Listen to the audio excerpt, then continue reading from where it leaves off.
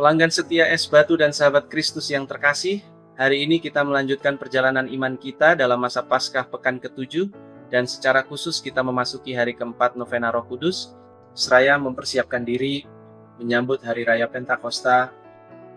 Sebagai orang yang mengimani Kristus, seringkali kita menjalani hidup iman kita masih seperti para murid di Efesus.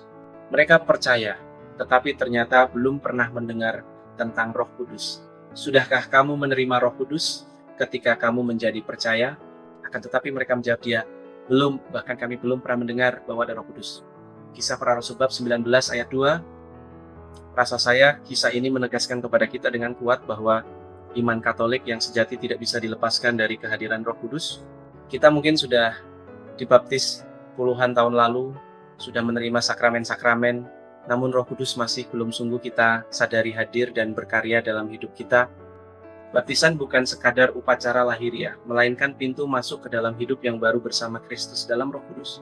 Tanpa Roh Kudus, kita mungkin bisa mengerti ajaran secara intelektual, tetapi kita tidak akan memiliki kekuatan rohani untuk menghidupi iman itu dalam dunia yang penuh tantangan ini.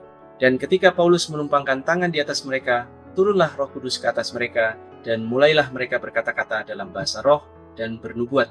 Kisah Para Rasul bab 19 ayat 6. Pelanggan setia Es Batu dan sahabat Kristus yang terkasih, dalam perikop Injil hari ini, Yesus menguatkan para murid. Ia bukan menjanjikan hidup yang mudah, bahwa semuanya akan baik-baik saja secara lahiriah. Tetapi ia menjanjikan kemenangan yang sejati, yang datang dari persatuan dengannya dan dari kuasa Roh Kudus yang dicurahkan ke dalam hati kita. Semuanya itu kukatakan kepadamu supaya kamu beroleh damai sejahtera dalam aku. Dalam dunia kamu menderita penganiayaan, tetapi kuatkanlah hatimu, aku telah mengalahkan dunia.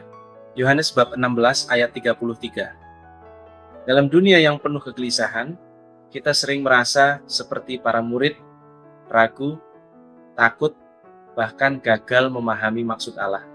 Tetapi Roh Kudus hadir untuk memberi terang, keberanian, dan damai. Ia adalah sumber sukacita di tengah penderitaan, sumber kekuatan di tengah kelemahan. Maka mari kita selalu membuka hati dengan rendah hati terhadap kehadiran Roh Kudus dalam diri kita. Selamat pagi, selamat beraktivitas dan berkarya dalam bimbingan Roh Kudusnya. Salam KOB, jangan lupa BBM, dan tetap SPHI. Tuhan selalu membimbing dan memberkati.